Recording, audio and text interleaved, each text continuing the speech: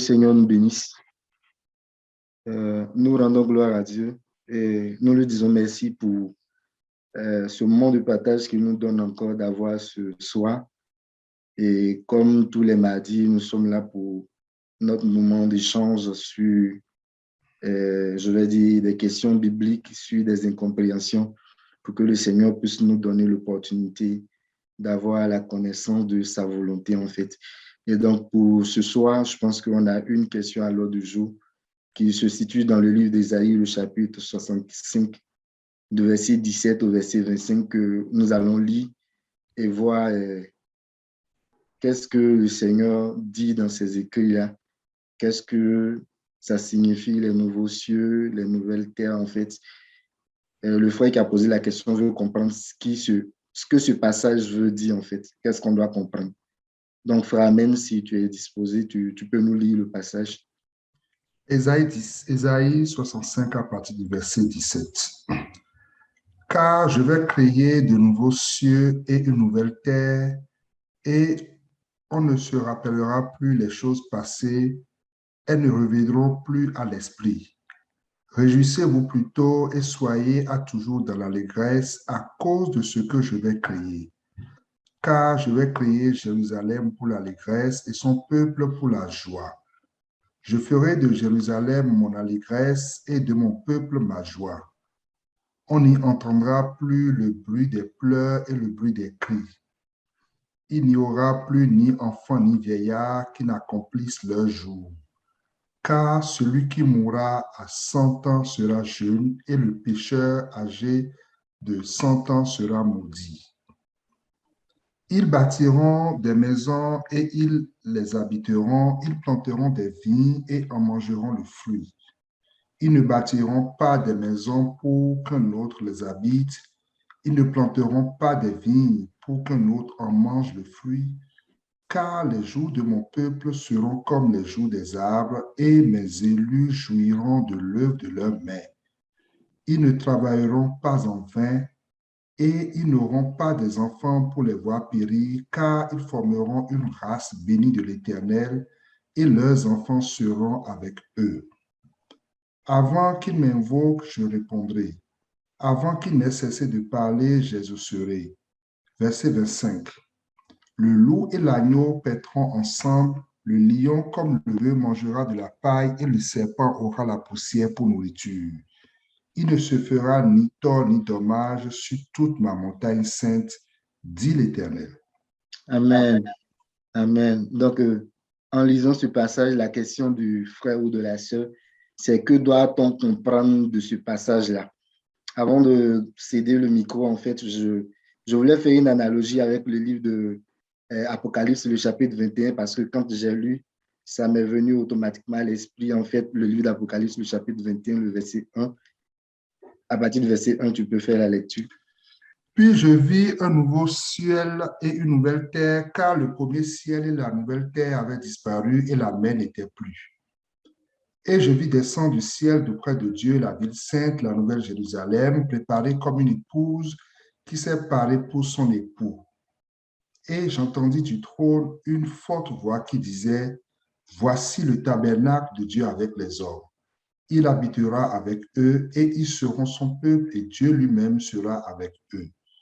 Il essuiera toute larme de leurs yeux et la mort ne sera plus et il n'y aura plus ni deuil, ni cri, ni douleur, car les premières choses ont disparu. » Amen. Donc, en lisant ce passage, comme je disais tantôt, automatiquement, ce passage de l'Apocalypse chapitre 21 me venait à l'esprit pour dire que, en fait, c'est la description de la même situation qui est faite, en fait, dans les livres d'Ésaïe, le chapitre 65, où le Seigneur dit qu'il est en train de faire toutes choses nouvelles afin de faire paraître devant lui cette Jérusalem dont l'apôtre Paul parle dans 2 Corinthiens, le chapitre 11, le verset 2, et dit cette nouvelle Jérusalem est pure et elle est présentée comme une épouse parée.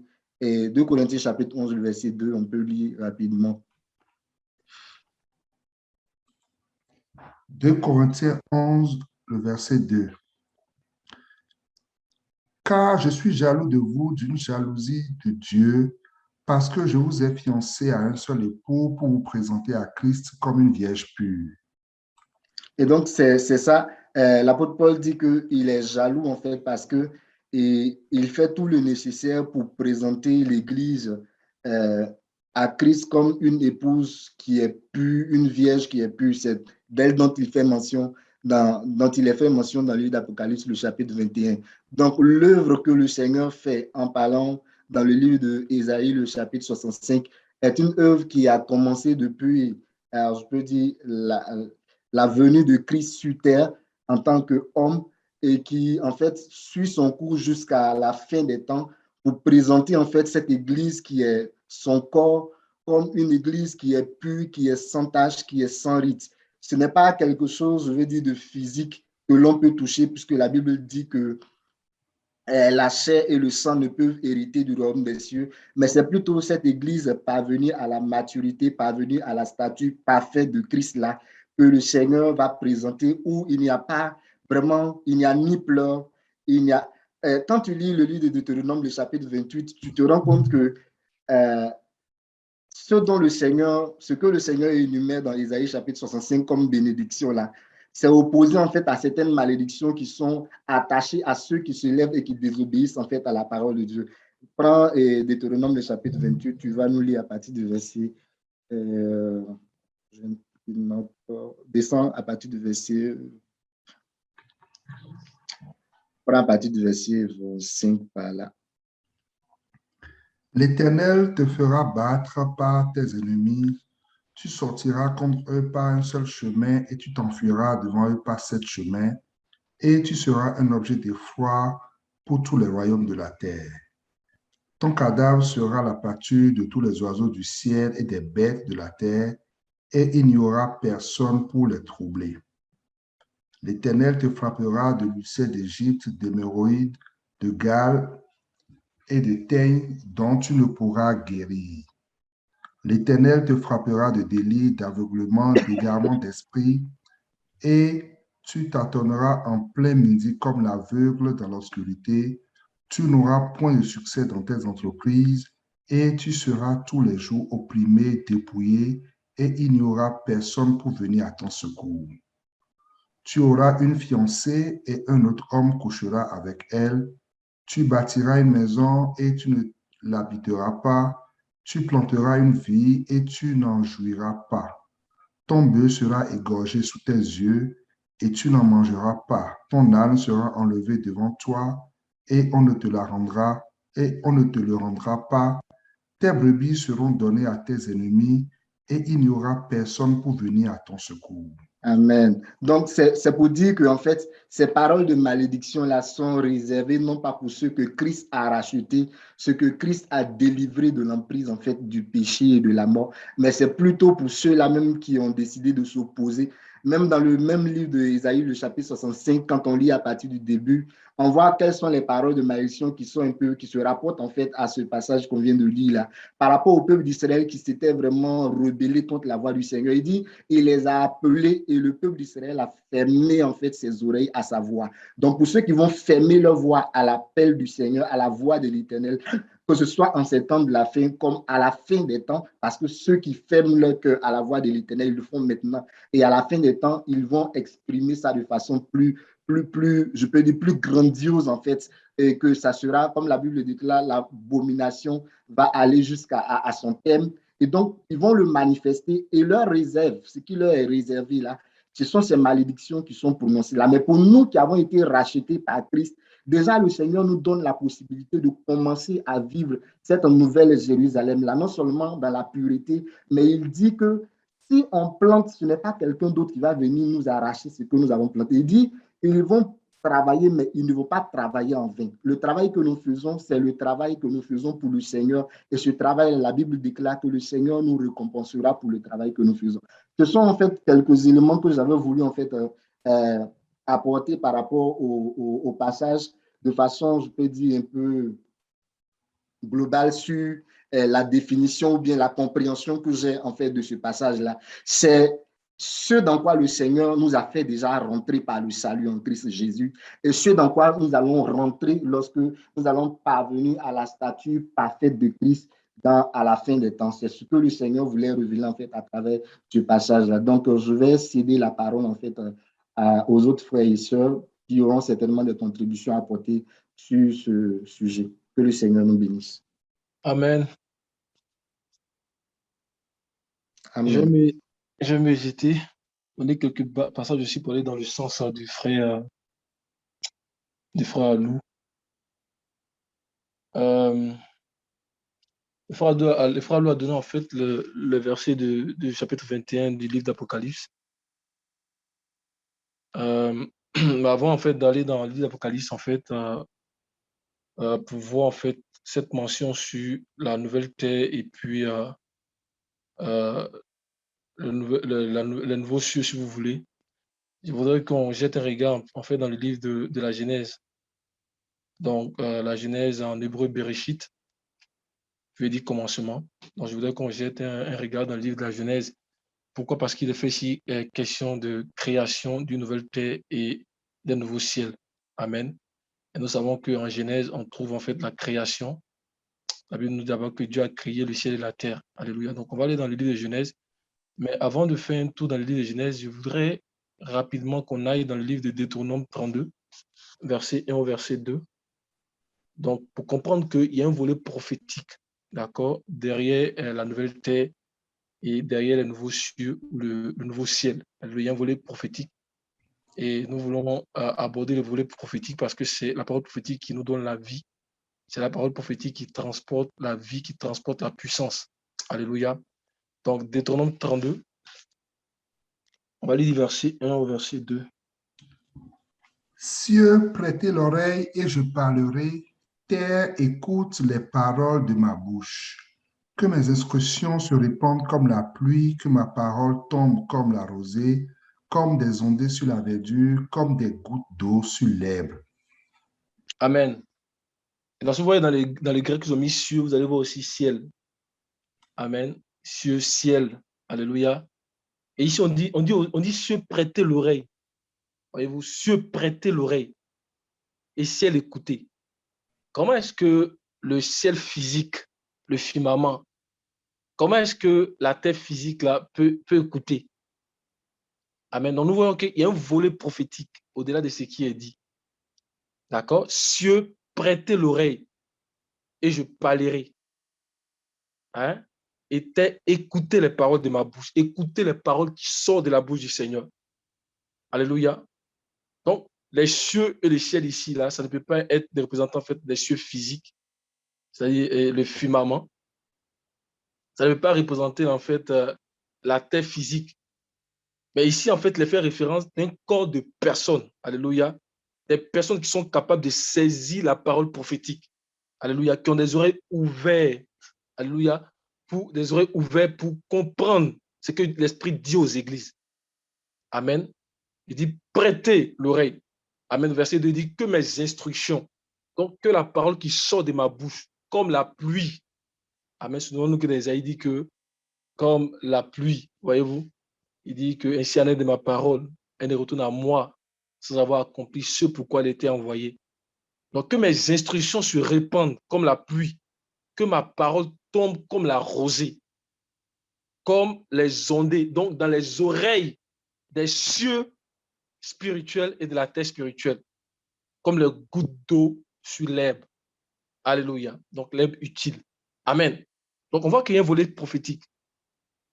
Et c'est vraiment important parce que ce que nous allons commencer à dire avant de commencer à lire la Genèse, c'est que les patriarches, quand on regarde dans les Écritures, les patriarches ou les prophètes dans l'Ancien Testament, dans l'Ancienne Alliance, ils ont utilisé un langage pour exprimer leur écrit.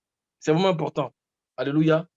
Et lorsqu'on parcourt aussi les évangiles, ou bien lorsqu'on parcourt les épîtres des ministères écrits du Nouveau Testament, on peut se rendre compte qu'eux aussi, ils ont utilisé le même style de langage que les prophètes ont utilisé dans l'Ancienne Alliance. Ils ont utilisé le même style pour s'exprimer.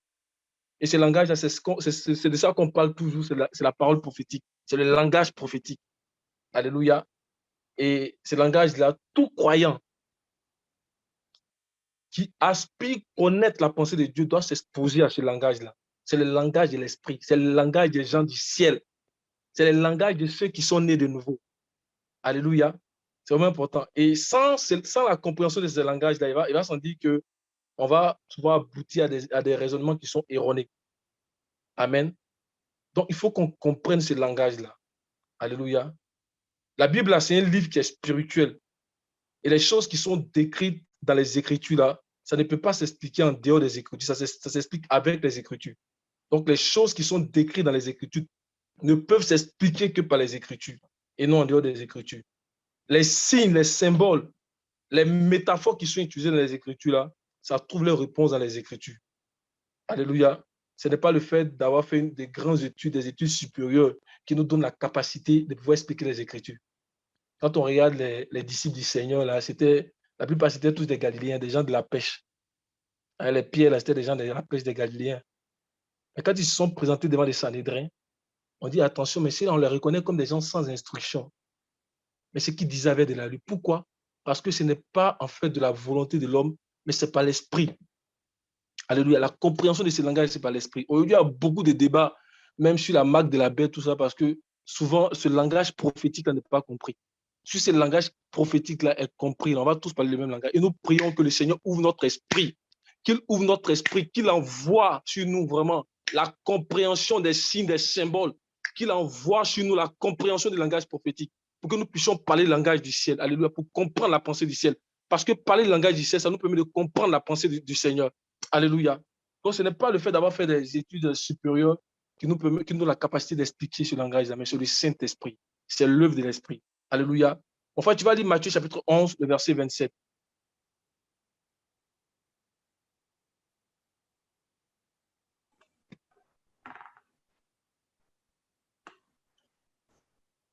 Toutes choses m'ont été données par mon Père et personne ne connaît le Fils si ce n'est le Père. Personne non plus ne connaît le Père si ce n'est le Fils et celui à qui le Fils veut le révéler. Il dit, et celui à qui le Fils veut le révéler. Donc, tu peux faire des grandes études, mais si le Fils ne te révèle pas, tu ne peux pas connaître le Père. Ça ne dépend pas de nous, ça ne dépend pas de quiconque, ça dépend du Fils qui révèle. Amen. Il dit, personne ne connaît le Fils si ce n'est le Père. Et personne ne peut avoir la révélation du Père si ce n'est le Fils. Et celui à qui le Fils veut le révéler. On peut faire des grandes études théologiques, mais si le Fils ne te révèle pas, tu ne peux pas avoir la connaissance du Père. Or, nous prions, nous nous soumettons, nous attrapons ses pieds pour qu'il nous révèle le Père, afin qu'on ait la vie éternelle, qu'il nous révèle le langage du Père. Alléluia. Et nous pensons que le Seigneur va le faire parce qu'il nous aime. Amen. Enfin, on va aller maintenant dans Genèse chapitre 1. On va lire du verset 6 au verset 13. Alléluia. Genèse 1, verset 6 au verset 13. Dieu dit qu'il y a une étendue entre les eaux et qu'elle sépare les eaux d'avec les eaux. Et Dieu fit l'étendue et il sépara les eaux qui sont au-dessous de l'étendue d'avec les eaux qui sont au-dessus de l'étendue. Et cela fut ainsi. Dieu appela l'étendue ciel, ainsi il eut un soir, il eut un matin, ce fut le second jour. Dieu dit que les eaux qui sont au-dessous du ciel se rassemblent en un seul lieu et que le sec paraisse. Et cela fut ainsi. Dieu appela le sec terre, il appela l'amas des eaux mer. Dieu vit que cela était bon. Puis Dieu dit que la terre produise de la verdure, de l'herbe portant de la semence, des arbres fruitiers donnant du fruit selon leur espèce et ayant en eux leur semence sur la terre. Et cela fut ainsi. La terre produisit de la verdure, de l'herbe portant de la semence selon son espèce, et des arbres donnant du fruit et ayant en eux leur semence selon leur espèce. Dieu vit que cela était bon.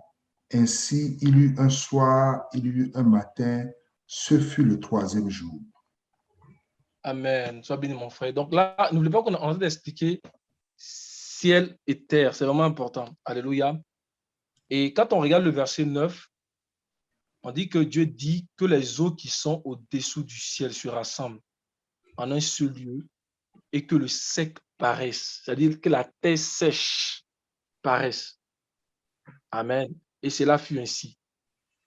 Et on a plusieurs fois expliqué que les eaux ici, là, qui sont en dessous, là, ça représente les eaux impures. Ça représente les eaux du péché. Ce sont ces mêmes eaux-là qui nous est présentées dans Apocalypse 17, verset 15. Enfin, tu vas lire Apocalypse 17, verset 15. Alléluia.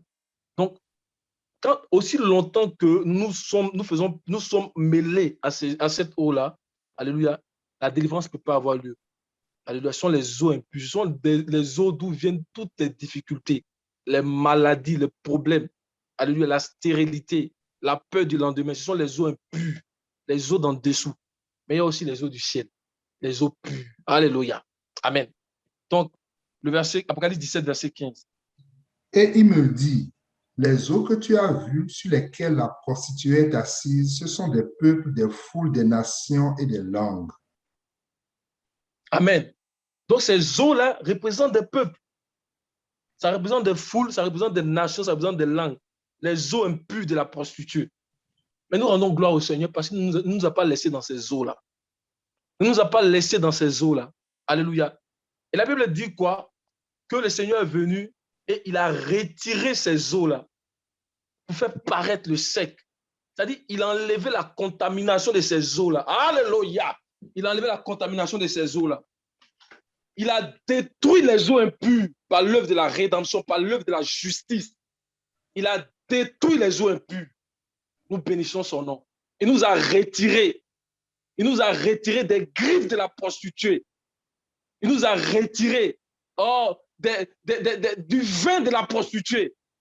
Alléluia. Il nous a retirés des l'ivrognerie de la prostituée.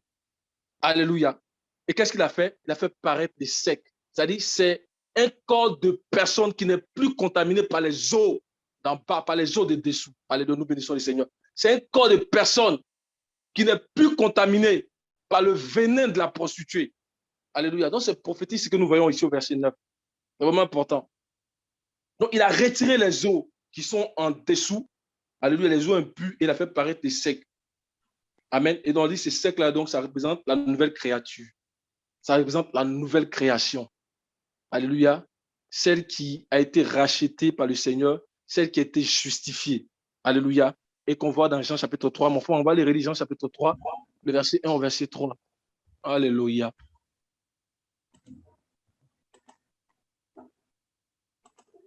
Donc, on parle de la terre. On est en train d'expliquer un peu le volet prophétique de la terre. Alléluia. Amen. Jean chapitre 3, du verset 1 au verset 3.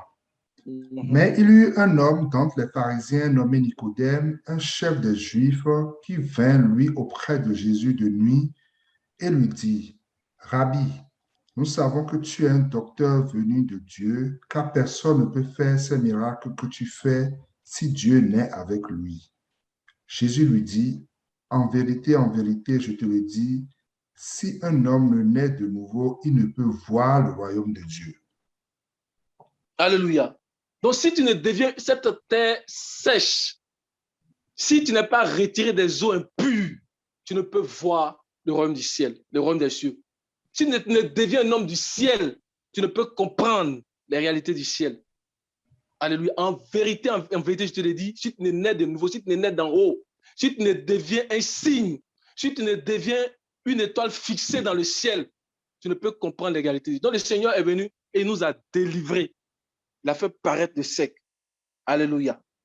Et par la suite, dans Genèse chapitre 1, le verset 11, on voit que Jéhovah Dieu va donc ordonner à ce sec-là, alléluia, donc de sortir des eaux impures, mais il va commencer à produire des fruits abondants. C'est-à-dire que ce sec va commencer à produire. Parce que le Seigneur ne va pas nous laisser enfants. Il faut qu'on aille pour devenir des fils. Alléluia. Bien aimé, vous êtes enfant de Dieu, mais enfant, ce n'est pas un état. C'est un état, mais ce n'est pas un état qui est définitif. Alléluia, on a mené à progresser. Alléluia. Enfin, tu vas relire Genèse 1, verset 11. Amen. Donc, au fur et à mesure, il faut que le Seigneur produise des fruits abondants en nous. La fête, en fait, la fête des prémices, il faut que ces fruits-là commencent. Alléluia. Ce sec-là commence à produire, en fait, des fruits. Amen. Donc, Genèse 1, verset 11 au verset 12. Puis Dieu dit que la terre produise de la verdure, de l'herbe portant de la semence, des arbres fruitiers donnant du fruit selon leur espèce et ayant en eux leur semence sur la terre. Et cela fut ainsi. La terre produisit de la verdure, de l'herbe portant de la semence selon son espèce, et des arbres donnant du fruit et ayant en eux leur semence selon leur espèce. Dieu vit que cela était bon. Dieu vit que cela était bon. Oh mon frère, tu es né de nouveau, tu vas produire. On va produire des fruits de toute espèce. C'est l'œuvre de l'esprit. Ce sont les richesses infinies de Christ. Alléluia. On a amené à produire des fruits vraiment ineffables, des fruits de qualité. Alléluia. On a amené à produire ces fruits-là. C'est l'œuvre de l'esprit en nous. On a amené à manifester des dons. C'est l'œuvre de l'esprit en nous. Donc la terre ne va pas rester sèche. Alléluia. Mais Dieu va faire une œuvre dans cette terre-là. Alléluia. Alléluia. Et quand on va dans Genèse chapitre 2, on voit le procédé que Dieu a utilisé pour permettre à la terre sèche de produire ces fruits-là. Amen. Dans Genèse chapitre 2, mon frère, on va lire du verset 5 au verset 9. Alléluia. Genèse 2, verset 5 au verset 9. On s'en vient tranquillement pour aller dans l'Apocalypse. Hein. On quitte dans Genèse, on va arriver dans l'Apocalypse. Le Seigneur va nous aider. Amen. Amen. Genèse 2, verset 5 au verset 9. Aucun arbuste des champs n'était encore sur la terre et aucune herbe des champs ne germait encore, car l'Éternel Dieu n'avait pas fait pleuvoir sur la terre et il n'y avait point d'homme pour cultiver le sol. Mon frère, entends-toi qu'il lit, on dit quoi? Pourquoi est-ce qu'il n'y avait aucun arbuste? Pourquoi est-ce qu'il n'y avait rien sur la terre? Pourquoi? Parce que l'Éternel n'avait pas fait quoi? Parce qu'il n'avait pas fait quoi? N'avait pas fait pleuvoir sur la terre. Alléluia. Amen. Continue, mon frère. Verset 6. Mais une vapeur s'éleva de la terre et arrosa toute la surface du sol. L'Éternel Dieu forma l'homme de la poussière de la terre. Il souffla dans ses narines un souffle de vie et l'homme devint un être vivant. Amen. Amen. Alléluia. Là, tu arrives au verset combien? 7. Verset 7. Continue jusqu'au verset 9. Verset 8. Puis l'Éternel Dieu planta un jardin en Éden du côté de l'Orient et il y mit l'homme qu'il avait formé. L'Éternel Dieu fit pousser du sol des arbres de toute espèce, agréables à voir et bons à manger, et l'arbre de la vie au milieu du jardin et l'arbre de la connaissance du bien et du mal. Amen. Donc, ce qu'on voit dans Genèse chapitre 1, là, c'est en fait, on nous explique un peu comment est-ce que toutes ces espèces-là ont commencé à pousser. Amen. On dit que la terre était sèche. Il a fait paraître la terre. Il n'y avait aucun abus. Amen. On dit qu'il y a une vapeur qui s'est élevée. Cette vapeur-là, ça symbolise notre adoration. Ça symbolise en fait nos soupirs à Dieu, nos prières à Dieu. Alléluia. Et quand Dieu reçoit ça, en fait, qu'est-ce qu'il fait? Il les transforme en pluie de bénédictions, qui symbolise sa parole qui tombe souvent sur nous, qui symbolise en fait l'esprit. Et il envoie l'esprit pour bénir nos âmes. Il envoie la parole pour bénir nos âmes. Alléluia. Et qu'est-ce qu'on fait? On devient productif. On commence à produire des fruits de toutes sortes. Alléluia. C'est ce que explique Genèse chapitre 2 là. On dit une vapeur s'éleva de la terre et arrosa le sol. Et après, immédiatement, on dit qu'il y a des arbres qui ont commencé à pousser. La pluie qui est venue, elle-même, elle a une sémence. Elle a une sémence. Et elle a donné en fait aux arbres, elle a donné aux fruits et toutes sortes de commencer en fait à produire sur la terre, qui représente aussi notre cœur, qui nous représente, mais qui représente aussi notre cœur. C'est la quatrième terre où la sémence tombe. Alléluia. Et un grain donne 30, un autre 60, un autre 100. Tout ce qu'on voit dans Genèse, c'est prophétique. C'est le plan de Dieu. Il est en train de montrer comment est-ce qu'il allait former l'homme. Comment est-ce qu'il allait façonner l'homme. Alléluia. C'est prophétique. Amen. Et donc, le but de la pluie que le Seigneur envoie fréquemment sur la terre sèche, c'est-à-dire dans nos cœurs, hein, c'est pour que nous devenons semblables au ciel. Amen. Parce qu'on dit que cette pluie, elle vient du ciel. Souvenons-nous que dans Deutéronome, on dit que c'est un pays qui boit l'eau du ciel. Donc, le Seigneur nous a enlevé des eaux impures, les eaux d'en dessous, mais il va nous donner maintenant les eaux de dessus, les eaux du ciel. Amen. Mais ces eaux du ciel ont pour but de nous donner d'être semblables, pleinement semblables au ciel. C'est pour cela que Daniel dit que ils vont briller comme la splendeur du ciel. Donc Dieu nous façonne. On commence à produire des fruits, mais c'est pour parvenir comme le ciel. Amen. On boit l'eau du ciel. Alléluia. Pour parvenir comme le ciel, pour devenir comme le ciel. Alléluia. Mon frère, Hébreux chapitre 6, verset 7 au verset 8. Hébreux 6, verset 7 à 8. Donc la terre a été créée, elle est sèche, mais Dieu est en train de transformer cette terre. Alléluia. Et c'est pour devenir semblable à lui. Amen. Et c'est ça qu'on voit à la fin, en fait, dans les livres d'Apocalypse. Amen. Amen. Lorsqu'une terre est abreuvée par la pluie qui tombe souvent sur elle et qu'elle produit une herbe utile à ceux pour qui elle est cultivée, elle participe à la bénédiction de Dieu. Mais si elle produit des épines et des chardons, elle est réprouvée et près d'être maudite, et on y finit par y mettre du feu. Amen. C'est toujours la terre qui reçoit les plus fréquentes. Amen. Si elle produit une herbe, donc si elle est la quatrième terre, dont la sœur Nadine parlait tout à l'heure, si elle est la quatrième terre, elle va produire une herbe utile. Amen. Mais si elle est les trois types de terres là, alléluia, elle va produire des épines et des ronces. Amen. Et elle sera, comment on appelle ça, elle sera réprouvée, près d'être maudite. Et nous prions que vraiment nous soyons la terre sèche qui reçoit vraiment la sémence et qui produit, qui donne la preuve de cette sémence. Que nous soyons des producteurs de l'évangile. Alléluia. Que nous puissions donner la preuve de l'évangile. Amen. À travers nos vies. Alléluia. Donc on voit que le Seigneur est parti de la terre sèche. Il va façonner cette terre-là. Alléluia. Donc à travers la pluie, pour amener cette terre-là à devenir pleinement semblable à lui. Alléluia. Et on va relire encore Isaïe 65, là, on va relire en fait le passage de base là, Isaïe 65.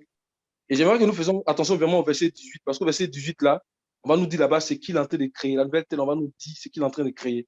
Alléluia. Parce qu'il dit là-bas, car je vais créer Jérusalem. Il parle de la création de la nouvelle, mais il dit, je vais créer Jérusalem. Alléluia. Vas-y, mon frère. Car je vais créer de nouveaux cieux et une nouvelle terre. On ne se rappellera plus les choses passées, elles ne viendront plus à l'esprit. Réjouissez-vous plutôt et soyez à toujours dans l'allégresse à cause de ce que je vais créer. Car je vais créer Jérusalem pour l'allégresse et son peuple pour la joie. Je ferai de Jérusalem mon allégresse et de mon peuple ma joie. On n'y entendra plus le bruit des pleurs et le bruit des cris. Il n'y aura plus ni enfant ni vieillard qui n'accomplissent leur jour. Car celui qui mourra à 100 ans sera jeune, et le pécheur âgé de 100 ans sera maudit. Ils bâtiront des maisons et les habiteront, ils planteront des vignes et en mangeront le fruit. Ils ne bâtiront pas des maisons pour qu'un autre les habite, ils ne planteront pas des vignes pour qu'un autre en mange le fruit, car les jours de mon peuple seront comme les jours des arbres, et Alléluia. mes élus jouiront de l'œuvre de leurs mains. Verset 23. Ils ne travailleront pas en vain, et ils n'auront pas des enfants pour les voir périr, car ils formeront une race bénie de l'Éternel, Amen. Et leurs enfants seront avec eux. Amen. Avant qu'ils m'invoquent, je répondrai. Avant qu'ils n'aient cessé de parler, j'exaucerai. Le loup et l'agneau paîtront ensemble, le lion comme le bœuf mangera de la paille et le serpent aura la poussière pour nourriture. Il ne se fera ni tort ni dommage sur toute ma montagne sainte, dit l'Éternel. Amen. Donc là, ici, il est en train de parler de la création de Jérusalem, comme le frère Alou a dit là. Verset 18 dit, car je vais créer Jérusalem. Amen. Je vais créer la nouvelle terre, je vais créer les nouveaux cieux. Alléluia. Mais quand il est en train de parler de Jérusalem ici, de qu'est-ce qu'il est en train de parler? On en a plusieurs fois parlé dans des messages, mais de quoi est-ce qu'il est en train de parler? Enfin, on va aller dans Matthieu 23, le verset 37. Je vais aller assez rapidement pour laisser aussi les frères parler. Matthieu 23, le verset 37.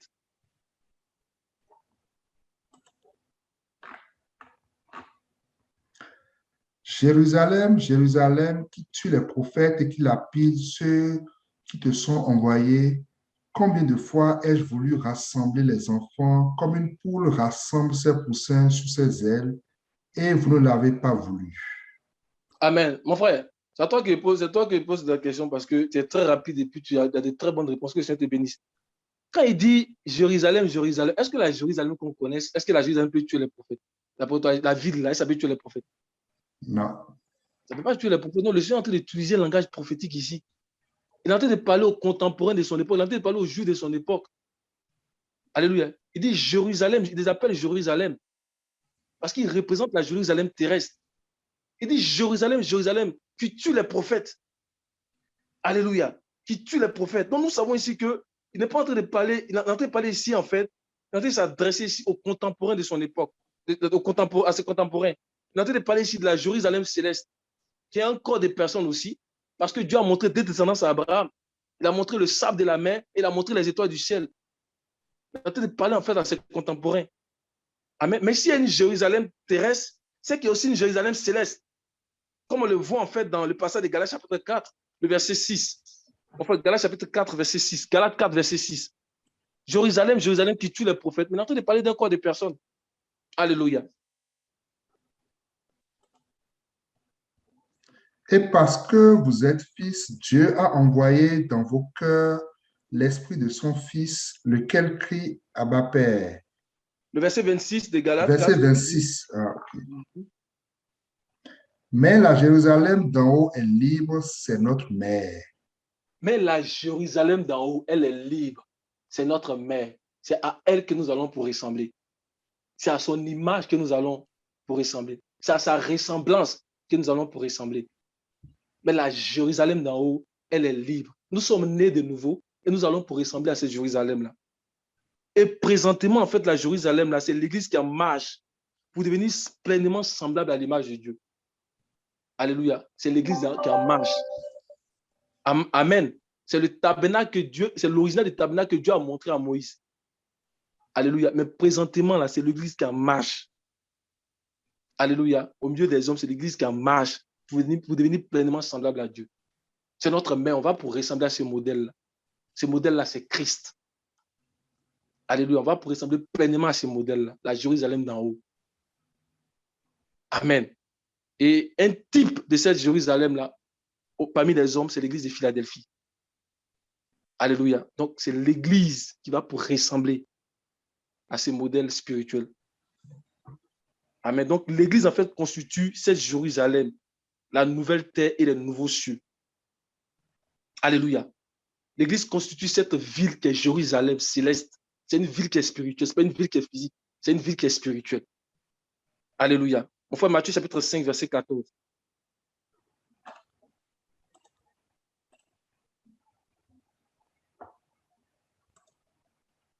Matthieu 5, verset 14.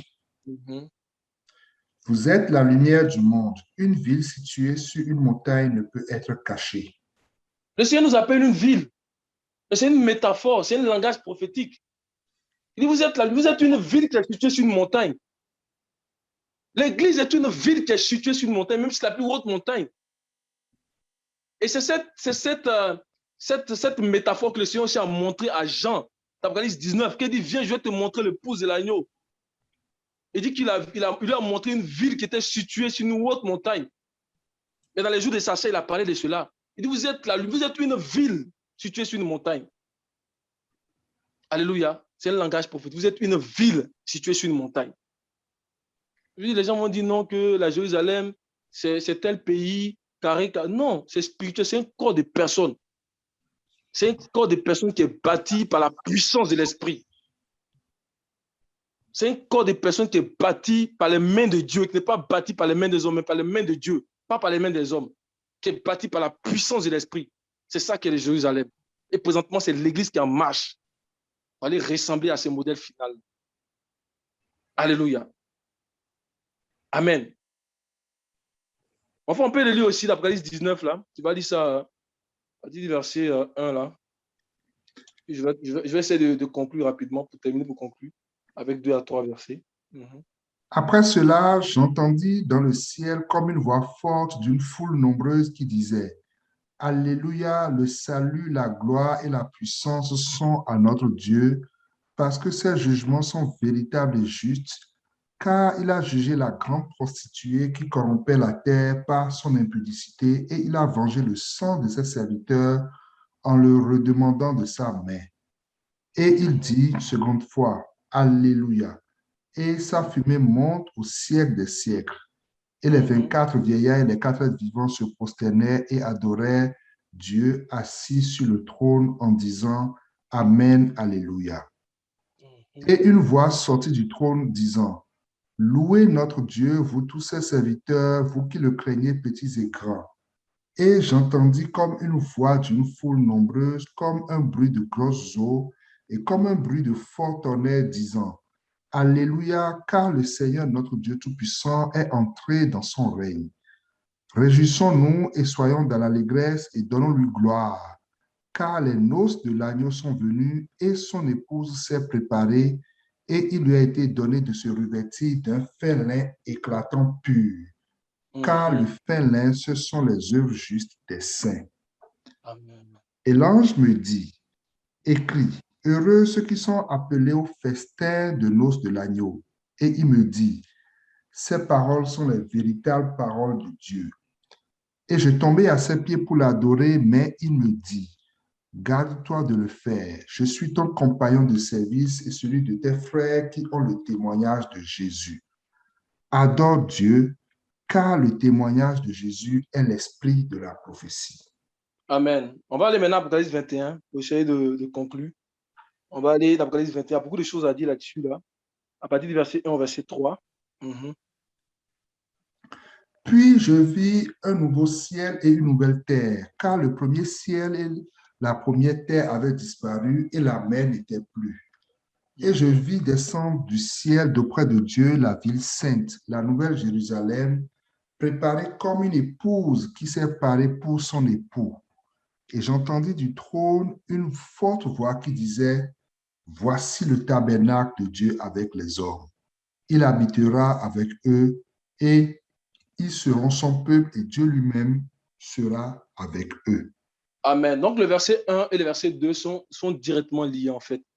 Voyez-vous, au verset 1, il dit que « Puis j'ai vu un nouveau ciel et une nouvelle terre, car le premier ciel et la première terre avaient disparu et la mer n'était plus. » Alléluia. La mer aussi, c'est un symbole. Amen. On va pas parler de ça. Et voyez, au verset 2, il dit « Et je vis descendre du ciel, auprès de Dieu, la ville sainte, la nouvelle Jérusalem. » Voyez-vous, donc il parle d'un nouveau ciel, d'une nouvelle terre, et après il parle de la nouvelle Jérusalem. Comme on a vu dans Ésaïe 65, verset 18, il dit « Car je vais créer Jérusalem. » Il parle de la nouvelle Jérusalem. Amen. Et au verset 3, il dit « Et j'entendis du trône une voix forte qui disait « Voici le tabernacle de Dieu. » Alléluia, le tabernacle de Dieu. Avec les hommes, il habitera avec eux et ils seront son peuple et Dieu lui-même sera avec eux. Et par la suite, il a dit que la ville n'avait pas besoin de lumière, elle n'avait pas besoin d'autre chose.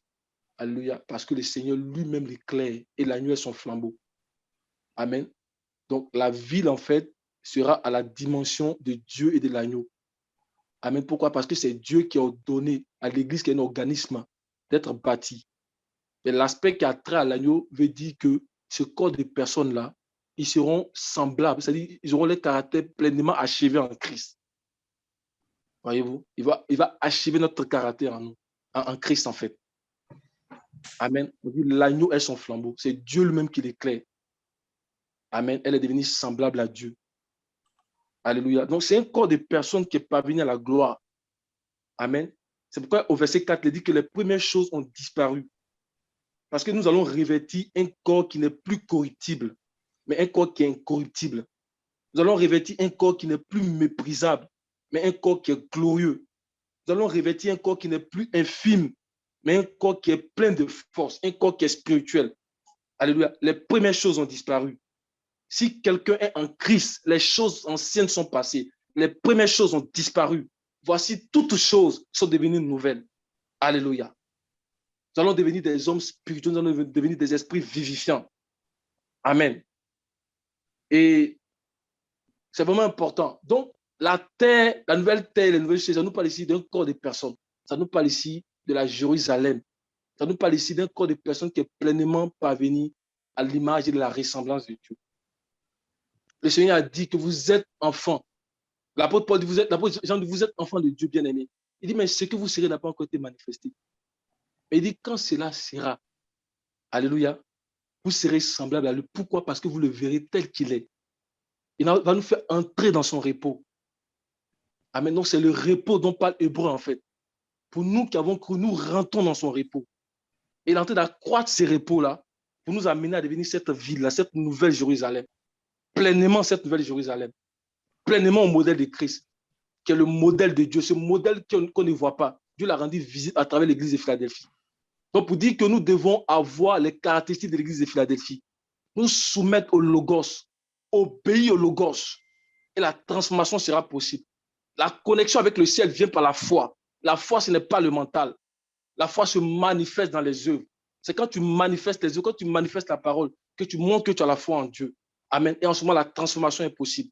On est transformé de gloire en gloire jusqu'à parvenir à cette image-là de Christ. Alléluia. Donc, parvenir pleinement semblable à Christ. Amen. Donc, cette nouvelle terre et ces nouveaux cieux, ça nous parle en fait d'un corps de personne qui est en train d'être bâti, qui est en train d'être façonné par la main de Dieu.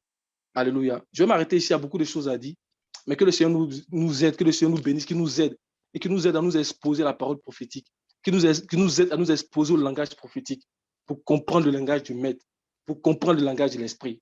Que le Seigneur nous bénisse au nom de Jésus. Amen. Merci, frère Bimel, pour ta contribution. Et je céderai le micro à d'autres frères ici si vous avez encore d'autres questions ou bien des additifs par rapport à une contribution par rapport à ce qui a été déjà dit ou bien par rapport à la question. Amen. Amen. Que le Seigneur soit béni. Amen. Alléluia. Et il fallait que mon frère me mette. En tout cas, que le Seigneur te bénisse, que le Seigneur te bénisse aussi, frère Lou, pour ce que le Seigneur vous a permis de partager.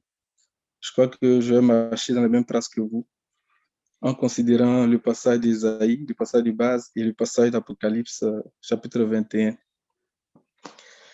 Bon, je voudrais apporter ma contribution autour de quelques 4 points, en tout cas si le temps nous le permet, en considérant qu'on a commencé vraiment à partager à 40.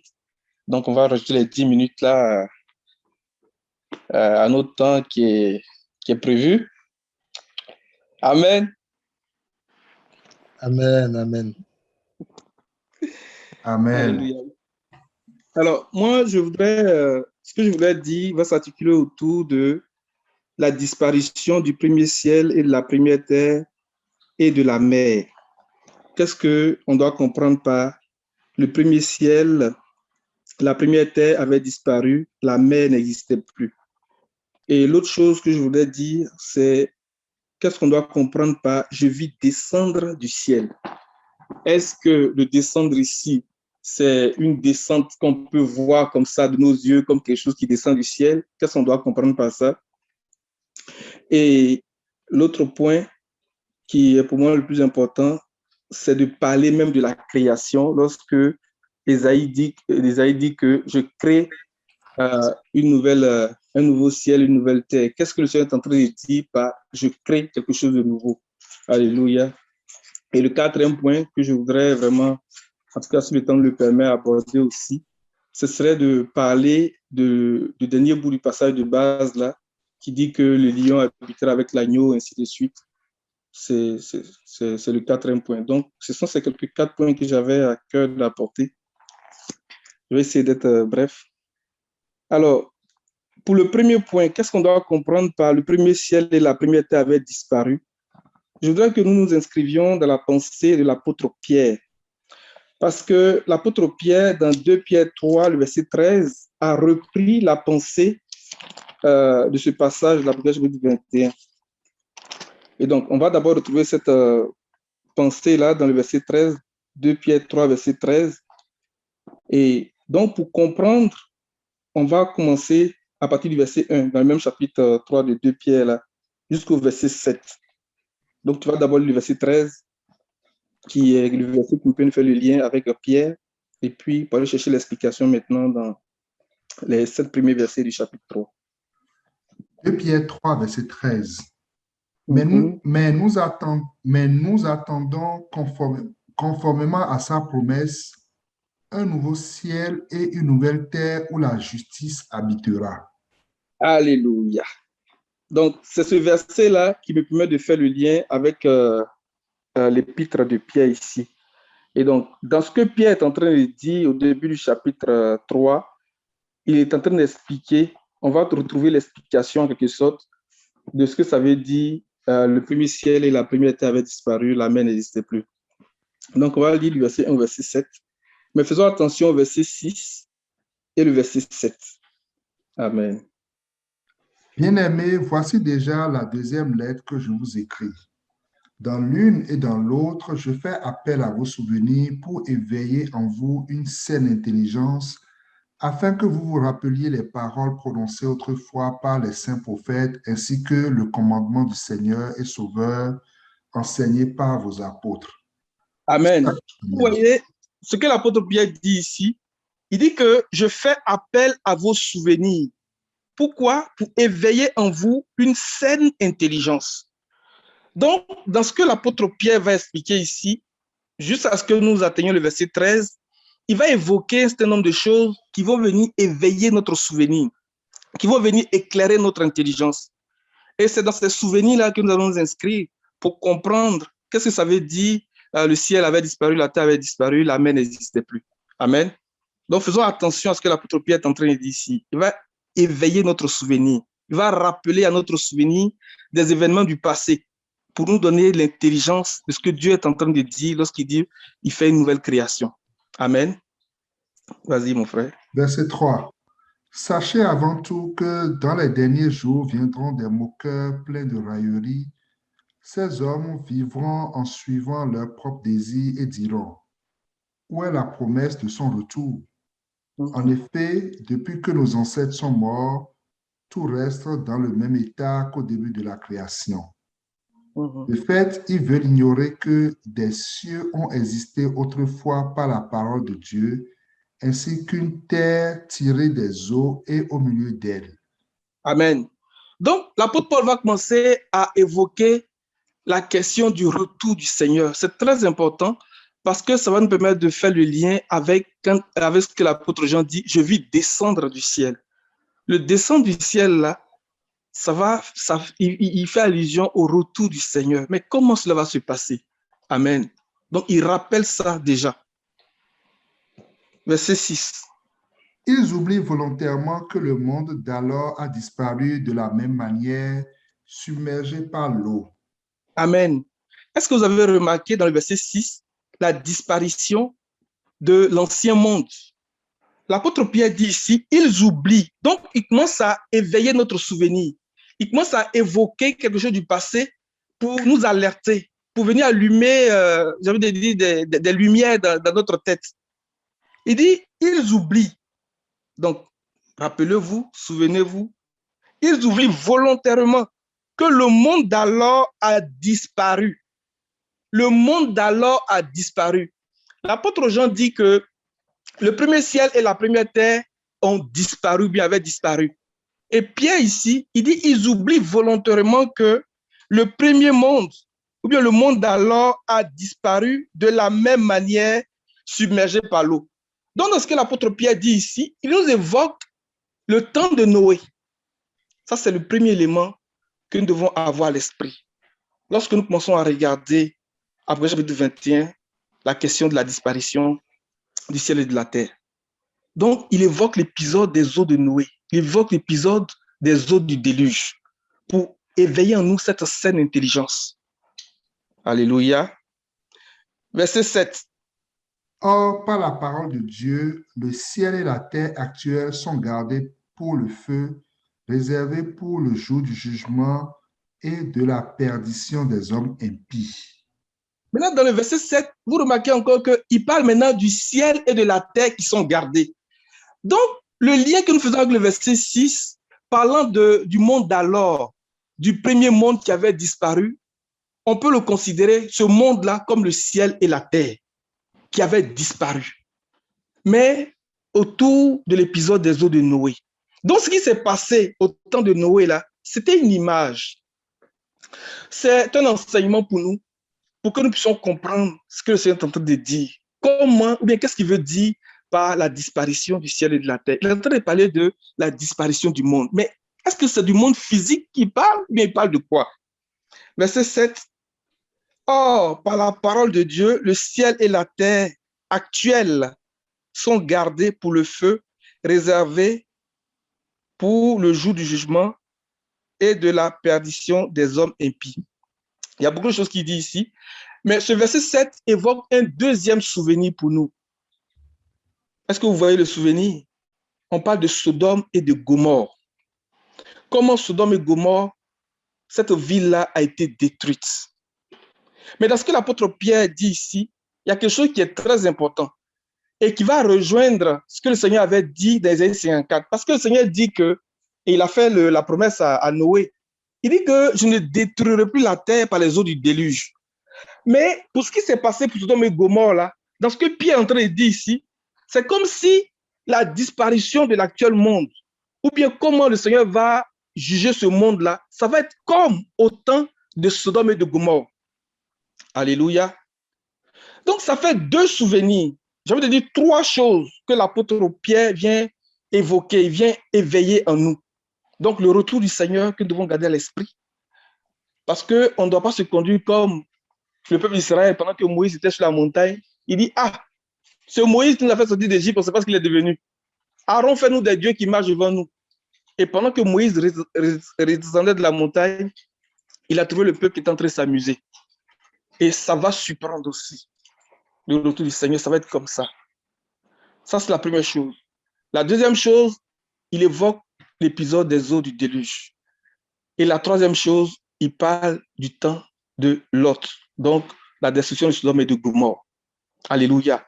Et dans Matthieu 24, dans Marc 13 et dans Luc 21, le Seigneur reprend ces choses-là quand il parle du jour du Fils de l'homme. Il dit que le jour du Fils de l'homme sera comme au temps de Noé. Ce sera comme au temps de Lot. Les hommes mangeaient, buvaient, se mariaient les enfants. Ils ne se doutaient de rien. Jusqu'à ce que le déluge vienne et les emporte tous. Et jusqu'à ce qu'une pluie de feu, de soufre vienne et les détruise tous. Vous voyez? Donc, la disparition du monde dont il est question, donc pour parler du ciel et de la terre, nous fait référence à comment le Seigneur va juger ce monde-là. Alléluia. Mais comme le Seigneur lui-même a dit que ça ne sera pas comme au temps de Noé, mais ce qui s'est passé au temps de Lot, là, à Sodome et Gomorrhe, là, c'est ça qui va se passer. Et c'est ça que l'apôtre Pierre va chercher pour commencer à nous expliquer ces choses-là. Alors, ce qui est important pour nous dans un premier temps de comprendre, c'est de savoir ce qui s'est passé au temps de Noé. Noé, ce prédicateur de la justice. La Bible dit que pendant la construction de l'arche, ça on le voit dans 1 Pierre 3, partie verset 18, mon frère Amen, tu peux nous le trouver s'il te plaît. Et c'est une leçon pour nous. C'est vraiment une leçon pour nous. Quand on va dans Genèse chapitre 6, le Seigneur dit que la terre était corrompue. Les hommes avaient perverti leur voie devant le Seigneur. Et le Seigneur a décidé de détruire la terre. Il a décidé de faire disparaître les impies. Alléluia. Et donc, il va dire à Noé de se construire une arche. Cette arche-là était la préfiguration de l'Église. Et il en est de même encore aujourd'hui. Il en est de même encore aujourd'hui. Parce que le Seigneur dit à Noé, entre dans l'arche, toi et ta famille, et vous aurez la vie sauve. Et le Seigneur va donner des instructions à Noé de comment bâtir cette arche-là. Des instructions bien précises. Et ce qui s'est passé, c'est que le passage de Genèse chapitre 2 dit que la terre n'avait pas encore produit parce que le Seigneur n'avait pas encore fait pleuvoir sur la terre. Donc, lorsque Noé a commencé à prophétiser pour dire qu'il va y avoir la pluie, les gens m'ont dit, mais tu es fou. Depuis on est ici, là, tu as vu la pluie tomber ici? Parce que Genèse dit que le Seigneur n'avait pas encore fait pleuvoir sur la terre. C'est pendant les eaux du déluge qu'il y a eu la pluie. J'ai envie de dire la pluie physique qui est venue comme ça et qui a emporté le monde. C'est la même chose aujourd'hui. Lorsque nous parlons du retour du Seigneur, lorsque nous parlons de la glorification de nos corps, lorsque nous parlons de la résurrection des morts, les gens se moquent de nous. Mais cette résurrection, cette glorification dont nous parlons est associée au retour du Seigneur, comme on va le voir tout à l'heure. Et les gens se moquent de nous et ils nous prennent pour des fous. Comment des gens comme vous qui êtes allés à l'école, qui êtes instruits, pouvaient croire des choses comme ça? Un jour, je parlais à quelqu'un, un Québécois, et puis je voulais amener la conversation pour lui parler de l'évangile. Et je lui ai dit, mais selon toi, quel est l'ennemi le plus puissant de l'homme? Il a commencé à citer plein de choses et tout. Et puis je lui ai dit, pour moi, c'est la mort. Il dit, ah oui, c'est vrai. Et puis je lui ai dit, est-ce que tu crois qu'il est possible pour l'homme de sortir de la mort? Il dit, moi, je ne crois pas à ces choses-là. Donc les animaux vont résurrectionner, les chats vont... Et puis il a commencé à me... Il a regardé, je n'ai rien dit. Il dit, Seigneur, pitié, ta grâce. C'est la même chose aujourd'hui. Alléluia. Donc, mon frère, Amen, tu peux nous lire le passage, s'il te plaît? 1 Pierre 3, verset 18. Oui, qui va résumer un peu ce que nous disions à propos de Noé. Christ aussi a souffert, et ce, une fois pour toutes, pour les péchés. Lui, le juste, il a souffert pour des injustes afin de vous conduire à Dieu. Il a souffert une mort humaine, mais il a été rendu à la vie par l'Esprit. C'est alors aussi qu'il est allé faire une proclamation aux esprits en prison, ceux-là même qui avaient été rebelles autrefois lorsque la patience de Dieu se prolongeait à l'époque de Noé pendant la construction de l'arche. Un petit nombre de personnes, à savoir 8, sont entrées dans ce bateau et ont été sauvées à travers l'eau. C'était une figure. Nous aussi maintenant, nous sommes sauvés par un baptême qui ne consiste pas dans la purification d'une impureté physique, mais dans l'engagement d'une bonne conscience envers Dieu. Il nous sauve. Vas-y. Il nous sauve à travers la résurrection de Jésus-Christ, qui est monté au ciel, a reçu la soumission des anges, des autorités et des puissances et se trouve à la droite de Dieu. Alléluia. Que le nom du Seigneur soit béni. L'apôtre Pierre dit que c'est un enseignement pour nous, c'est une figure pour nous aujourd'hui. Mais pourquoi est-ce que nous parlons des eaux de Noé, puisque le Seigneur dit qu'il ne va plus détruire le monde par les eaux de Noé? Mais c'est parce que Osée nous dit qu'il viendra pour nous comme la dernière pluie. C'est pour ça que nous parlons de la pluie. Il viendra pour nous. C'est pour ça que l'apôtre Pierre commence à parler du retour du Seigneur avant d'évoquer ces deux épisodes-là. Parce que le retour du Seigneur, là, Osée nous dit qu'il viendra pour nous comme la dernière pluie, mais cette pluie qui va nous faire rentrer. Alléluia. Osée 6, à partir du verset 1.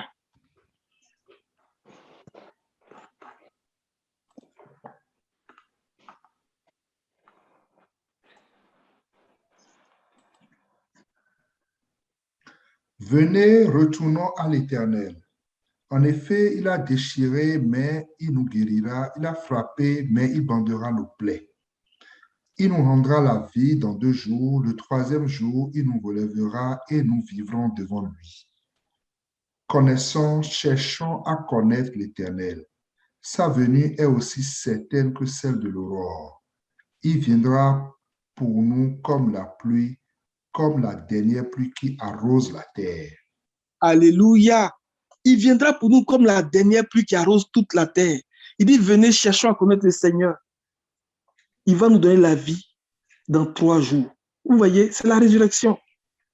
Et comme les gens se moquaient de Noé, ils disent, depuis on est ici, on n'a pas vu la pluie. Toi, tu parles de quoi? Donc, quand on parle du retour du Seigneur, les gens disent, mais vous parlez de quoi? C'est la même chose. Que le Seigneur nous aide. Que le Seigneur nous donne l'intelligence pour travailler à notre salut. Les amis, c'est très important. Lorsque le Seigneur instruit Noé, il lui a dit d'enduire l'arche à l'intérieur et à l'extérieur du poids.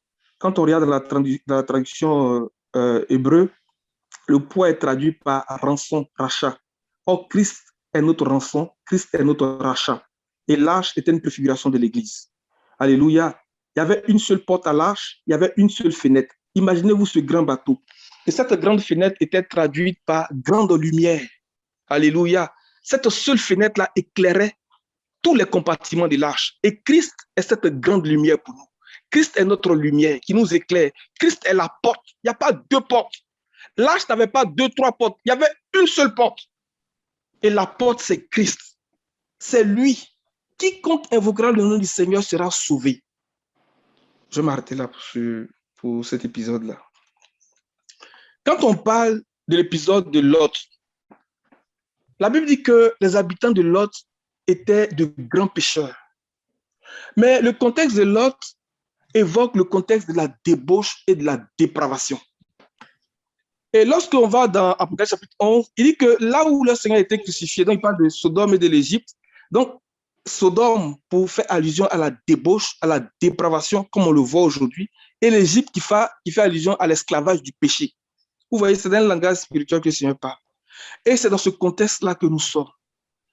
Aujourd'hui, là, les choses qu'on voit à Sodome, c'est ça qu'on voit partout aujourd'hui. C'est ça qu'on voit. Mais qu'est-ce qui a été dit au sujet de Lot, qui était un type de chrétien, qui n'avait rien à faire là-bas? La Bible dit que lorsque les anges sont arrivés, il était assis à la porte de la ville. Or, la porte de la ville, là, c'est la place des juges, c'est la place des anciens, c'est la place des magistrats. C'est pour ça que lorsque les gens sont venus pour dire à l'autre, fais sortir les hommes qui sont venus chez toi, il a dit, ne faites pas du mal, et ainsi de suite. Ils lui ont dit quoi? Celui-ci est venu immigrer chez nous et il veut faire le juge. Parce que l'autre s'assied avec eux.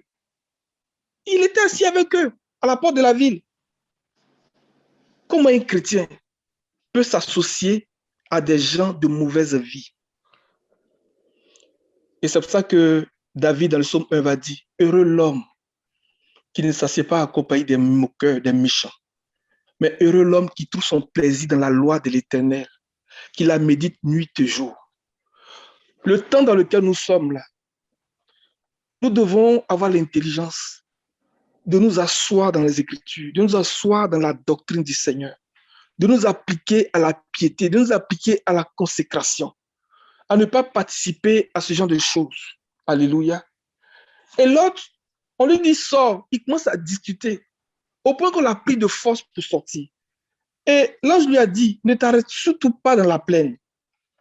Parce que c'est cette plaine-là qui l'a attiré jusqu'à Sodome et Gomorrhe. La plaine, c'est le monde. La plaine, c'est tout ce qui frappe aux yeux. C'est la convoitise de ce monde. C'est ça la plaine, le monde des affaires. Ceux qui courent derrière les biens matériels et qui ne se soucient pas de travailler à leur salut. Il dit, ne t'arrête pas dans la plaine. Il dit, oh non, que je ne peux pas me réfugier dans la montagne avec eux. Il dit, tant que tu ne seras pas arrivé, je ne vais pas te détruire. Il dit, est-ce que je peux me réfugier ici? Vous voyez ce qui s'est passé?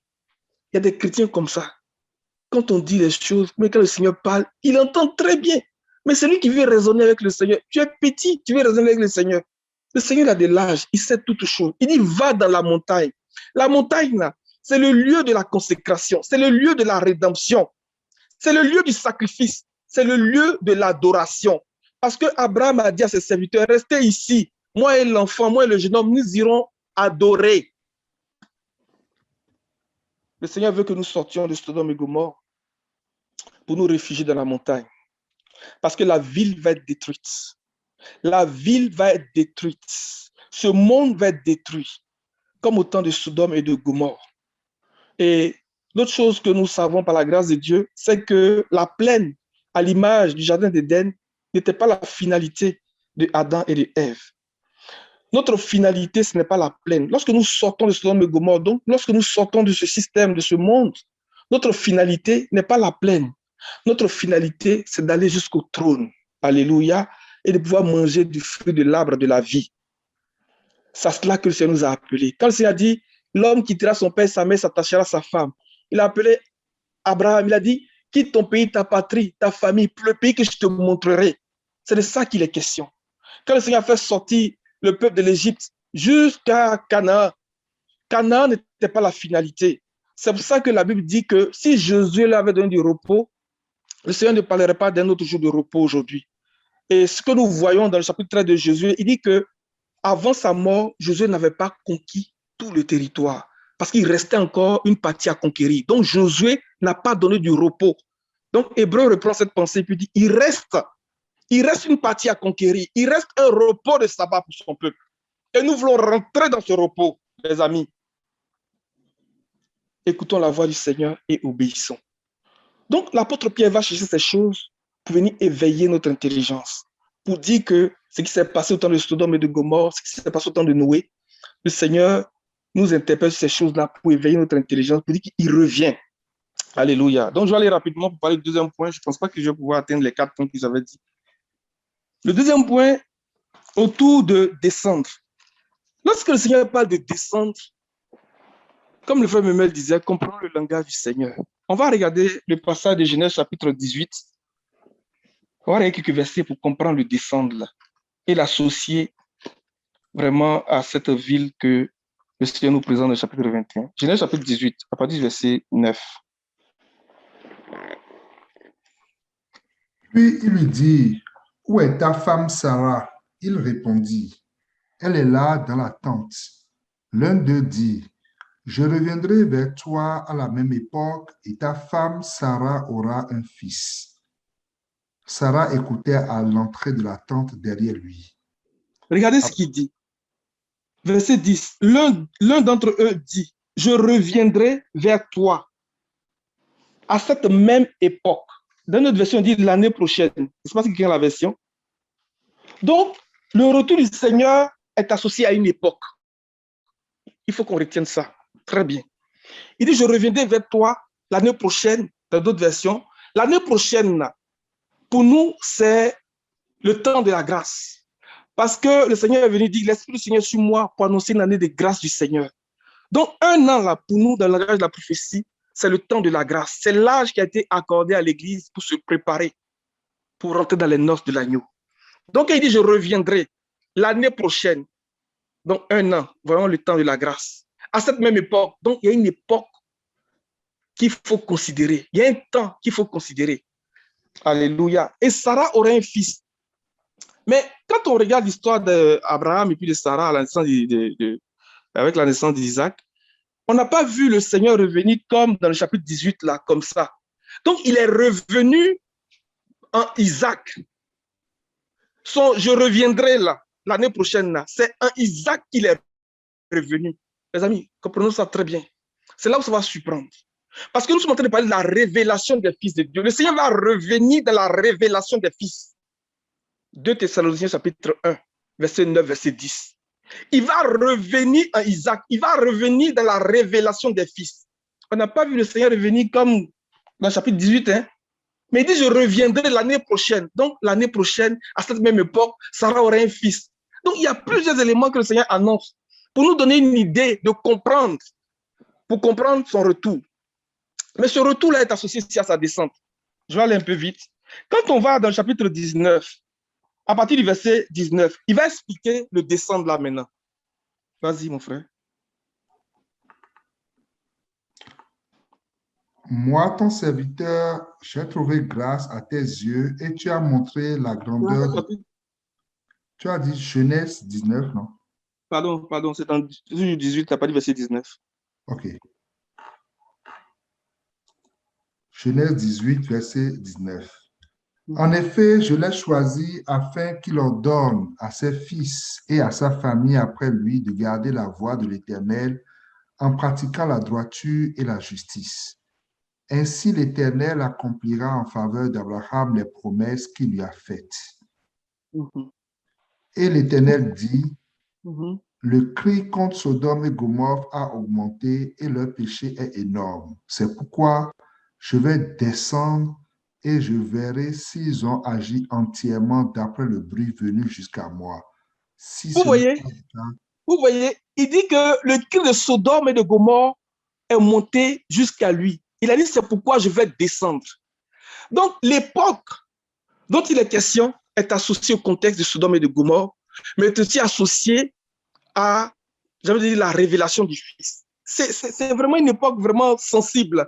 Il est venu une première fois, il a annoncé la naissance d'Isaac, mais il dit, je reviendrai l'année prochaine à cette même époque. Il dit, à cette même époque. Et l'époque qui prévalait là, c'était le temps de Sodome et Gomorrhe. Il dit, c'est pourquoi je vais descendre. C'est pourquoi je vais descendre. Vous voyez? Ça, c'est une première chose. On va aller maintenant dans l'histoire du peuple d'Israël à sa sortie de l'Égypte. Vous allez voir comment le Seigneur a dit à Moïse.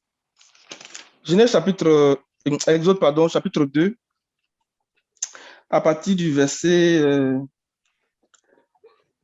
23. Et puis on va continuer dans le chapitre 3. Enfin, on peut aller un peu vite. Exode 2, à partir du verset 23. Longtemps après, le roi d'Égypte mourut. Les Israélites gémissaient du fond de l'esclavage. Ils poussaient des cris. Leur appel montait du fond de l'esclavage jusqu'à Dieu. Dieu entendit leur gémissement et se souvint de son alliance avec Abraham, Isaac et Jacob. Dieu vit les Israélites, il comprit leur situation. Voici une époque de douleur, de souffrance. Une époque vraiment critique pour le peuple de Dieu. Parce que oppressé par ses ennemis, esclave en Égypte. Chapitre 3. Moïse était devenu berger du troupeau de son beau-père Jéthro, le prêtre de Madian. Il conduisit le troupeau derrière le désert et vint à la montagne de Dieu à Horeb. L'ange de l'Éternel lui apparut dans une flamme de feu au milieu d'un buisson. Moïse regarda et vit que le buisson était tout en feu sans être consumé. Moïse dit, je veux faire un détour pour voir quelle est cette grande vision et pourquoi le buisson ne brûle pas. L'Éternel vit qu'il faisait un détour pour regarder. Dieu l'appela du milieu du buisson en disant, Moïse, Moïse. Il répondit, me voici. Dieu dit, ne t'approche pas d'ici, retire tes sandales, car l'endroit où tu te tiens est une terre sainte. Il ajouta, je suis le Dieu de ton père, le Dieu d'Abraham, le Dieu d'Isaac et le Dieu de Jacob. Moïse se cacha le visage car il avait peur de regarder Dieu. Amen. Lorsque le Seigneur se présente de cette manière, le Seigneur Jésus lui-même nous a révélé qu'il est en train de parler de la résurrection. Dans Matthieu 22, 32. Quand il dit que je suis le Dieu d'Abraham, le Dieu d'Isaac, le Dieu de Jacob, il est en train de parler de la résurrection. Vous voyez, continue à partir du verset 7. L'Éternel dit, j'ai vu la souffrance de mon peuple qui est en Égypte et j'ai entendu les cris qu'il pousse devant ses oppresseurs. Oui, je connais ses douleurs. Je suis descendu pour le délivrer de la domination des Égyptiens et pour le faire monter de ce pays jusque dans un bon et vaste pays, un pays où coule le lait et le miel. C'est l'endroit qu'habitent les Cananéens. Amen, on va s'arrêter là. Mais ce que je voulais faire ressortir ici, c'est encore la compréhension de descendre. Verset 8. Je suis descendu pour le délivrer de la main des Égyptiens. Dans un contexte difficile, dans un contexte de gémissement, de douleur. Il dit, je suis descendu. Mais qu'est-ce que ça veut dire? On n'a pas vu le Seigneur physiquement, comme ça.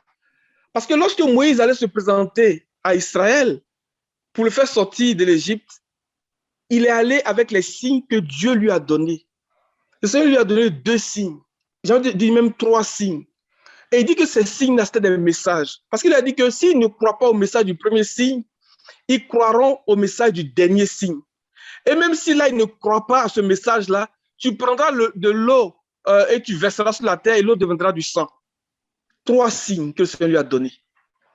Et lorsqu'ils sont allés, ils ont reproduit les signes, ils ont rapporté les paroles du Seigneur au peuple. Ils ont reproduit les signes et le peuple a cru. La Bible dit qu'ils ont reconnu que Dieu les avait visités, que Dieu était descendu. Mais quand on regarde ce qui se passe là, on voit 2 personnes que le Seigneur a envoyées pour faire sortir le peuple. Donc, un de qui le Seigneur a dit, tu tiendras pour moi la place de Dieu devant Pharaon, et un autre qui dit qu'il sera ton prophète. Vous voyez, 2 messagers que le Seigneur a envoyés. Un qui servait de bouche, de porte-parole à l'autre, et l'autre qui tenait la place de Dieu devant Pharaon. Lorsque la parole prophétique commence à sonner, lorsque le message prophétique commence à retentir, lorsque le Seigneur commence à nous faire comprendre très clairement sa pensée, comprenons que le Seigneur est en train de descendre. Est-ce que nous comprenons? Amen. Le message prophétique, là, c'est lui que le Seigneur va envoyer pour préparer son chemin. Lorsque nous allons reconnaître le son de la trompette, lorsque nous allons reconnaître vraiment ce niveau de parole prophétique tellement fort, comprenons que le Seigneur est en train de descendre. Le Seigneur dit, le peuple, on va lire toujours dans Exode, là vous allez voir, le dernier verset le chapitre 4, verset 27 jusqu'à la fin, vous allez voir. L'Éternel dit à Aaron, va dans le désert à la rencontre de Moïse. Aaron partit. Il rencontra Moïse à la montagne de Dieu et l'embrassa. Moïse informa Aaron de toutes les paroles de l'Éternel, celui qu'il avait envoyé, et de tous les signes qu'il lui avait ordonné d'accomplir. Moïse et Aaron poursuivirent leur chemin et rassemblèrent tous les anciens des Israélites. Aaron rapporta toutes les paroles que l'Éternel avait dites à Moïse et accomplit les signes sous les yeux du peuple. Le peuple crut. Ils apprirent que l'Éternel s'occupait des Israélites qu'il avait vu leur souffrance et ils se prosternèrent et adorèrent. Dans la version du second, verset 31, il dit, et le peuple crut. Ils apprirent que l'Éternel avait visité les enfants d'Israël. Cette expression, nous la retrouvons dans la prophétie de Zacharie à la naissance de Jean-Baptiste. Il dit, le soleil levant nous a visités. Alléluia. Le soleil levant nous a visités à la naissance de Jean-Baptiste. La parole prophétique se fait entendre. La voix du Seigneur se fait entendre dans le désert. Alléluia. Pour préparer les chemins du Seigneur. Alléluia. Pour donner à son peuple la connaissance du salut. Je suis descendu. Le peuple crut. Et le peuple a reconnu que le Seigneur les avait visités. Le Seigneur nous visite par la parole prophétique. C'est la parole prophétique là, qui annonce les pas du Seigneur. Le psaume 47. Mon frère, amen.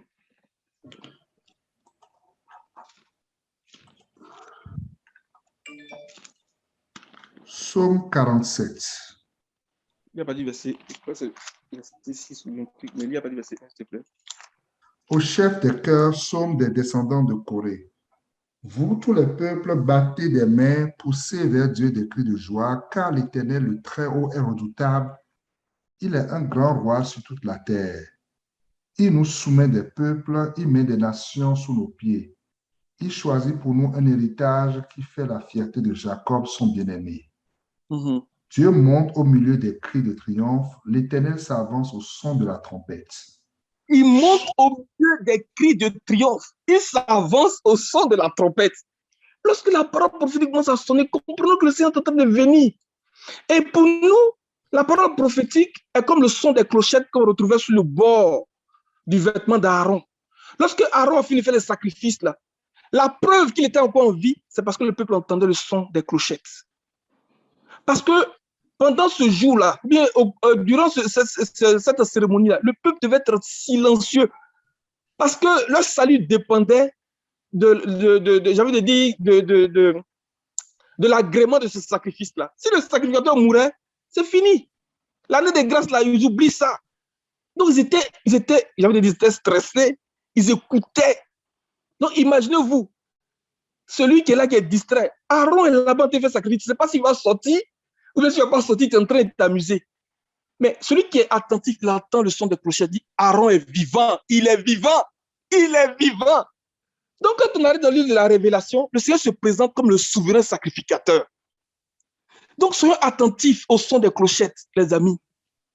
Et le son des clochettes était sur le bord des vêtements, intercalé des amandes. Les amandes, là, ça parle de la résurrection. C'est le fruit de l'esprit. Alléluia.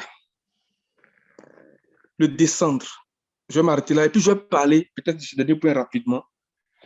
Il dit que je crée Jérusalem, Isaïe 65. Je crée Jérusalem. Mais en fait, dans ce que le Seigneur dit, je crée là, il est en train de se présenter comme l'époux. C'est ça qu'il est en train de dire. Quand il dit je crée un nouvel ciel et puis une nouvelle terre, je crée Jérusalem là. Il est en train de parler d'un langage.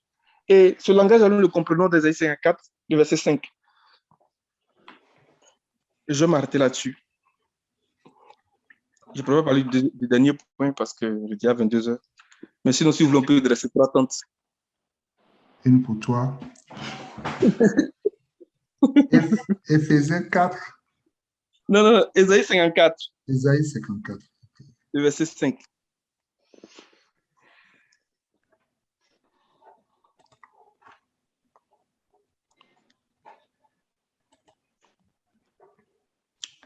En effet, ton époux, c'est celui qui t'a fait, et son nom est l'Éternel, le Maître de l'univers. Celui qui te rachète, c'est le Saint d'Israël, et on l'appelle Dieu de toute la terre. Dans la version du second, j'aime beaucoup cette traduction. Je ne sais pas s'il y a une autre version aussi qui la traduit comme ça. Il dit, car ton Créateur est ton époux. Regardez bien. Il dit, je crée Jérusalem pour être un sujet de joie et d'allégresse. Ici, il dit, car ton Créateur est ton époux. Donc, quand il dit, je crée Jérusalem, là, il est en train de se présenter à l'Église comme l'époux de l'Église. Ton Créateur est ton époux. C'est difficile à comprendre, hein? Amen. C'est difficile à comprendre, non, les amis? C'est comme si nous créons quelque chose et puis, vous voyez, il dit, ton Créateur est ton époux. En fait, le Seigneur est en train de dire, il se présente comme l'époux. Donc, ce que nous voyons d'après Chapitre 21, il dit que j'ai vu, on va aller le lire, mais je vais finir la lecture ici dans le verset 5. Car ton Créateur est ton époux. Maintenant, il explique 2 points. L'Éternel des armées est son nom. Et ton Rédempteur est le Saint d'Israël. Ton Rédempteur. Il ne dit pas de la rédemption. Donc, on comprend maintenant ce qu'il est en train de dire dans Apocalypse 21, qu'il dit que le premier ciel a disparu, la première terre a disparu, il n'y aura plus de douleur, il n'y aura plus de pleurs. La rédemption, l'Église va rentrer dans la rédemption. Il dit, je vis descendre du ciel, le tabernacle de Dieu. Dieu sera avec eux. Alléluia. Et il sera leur Dieu, ils seront son peuple. Cette pensée du Seigneur est en train de simplement dire que nous serons devenus semblables à lui. Et c'est ce grand signe que Isaïe a vu depuis. Il dit, la vierge sera enceinte. Oh, je vois. On dit, tu vois quoi? Il dit, je vois, la vierge sera enceinte. Comment une vierge peut être enceinte? Il dit, je vous dis, je vois, la vierge sera enceinte. Elle va mettre mon fils, on va l'appeler Emmanuel. Dieu sera avec, Dieu avec nous. Peut-être qu'ils n'ont plus un fou. Depuis qu'il y a une femme qui n'est pas mariée qui fait un enfant. Et pourtant, c'est ça que le monde va connaître. Alléluia. Et nous, on veut rentrer dedans. On veut être participants de ça là. On veut être participants de ça. Alléluia. Amen. On veut être participants de cette gloire-là. On veut rentrer dans les noces de l'agneau. Le Seigneur se présente en nous comme notre créateur, comme notre époux. Mais le Seigneur ne marie pas une femme répudiée. Il ne marie pas n'importe quelle femme. Donc, il faut qu'elle se prépare. Il faut qu'elle se pare. Il faut qu'elle s'habille comme il faut dans les habits de mariage, dans les habits de noces, de fin lin éclatant et pur. Alléluia. Que le Seigneur nous bénisse. Que le Seigneur nous bénisse. Je vais m'arrêter là. Il y a beaucoup parlé. Il y a plus 5 minutes de plus. Peut-être qu'il y a des questions. Ou sinon, la semaine prochaine, si Dieu fait grâce, on peut revenir là-dessus. Que le Seigneur nous bénisse. Amen.